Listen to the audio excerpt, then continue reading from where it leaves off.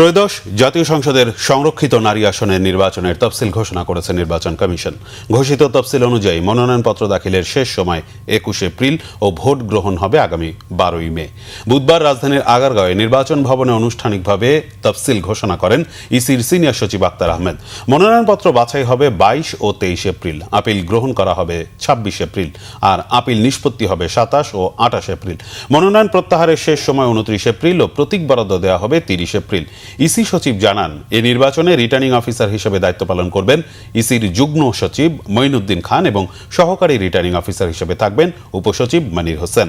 ত্রয়োদশ জাতীয় সংসদের সাধারণ আসনের ফলাফলের ভিত্তিতে সংরক্ষিত নারী আসন বন্টনে বিএনপি নেতৃত্বাধীন জোট পাচ্ছে ৩৬টি আসন, জামাত নেতৃত্বাধীন জোট ১৩টি এবং স্বতন্ত্র প্রার্থীরা পাচ্ছেন ১টি আসন।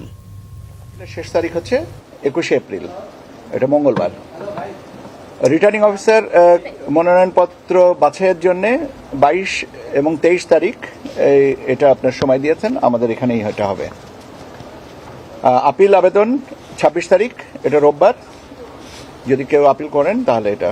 আপিল নিষ্পত্তি ২৭-২৮ এপ্রিল। আপনারা এটা কপিটা দিয়ে দেবো যাতে আপনাদের জন্য নিতে। প্রার্থিতা প্রত্যাহারের শেষ তারিখ হচ্ছে আপনার ২৯ এপ্রিল, প্রতীক বরাদ্দ হবে ৩০ এপ্রিল, আর ভোট গ্রহণ হবে ১২ মে।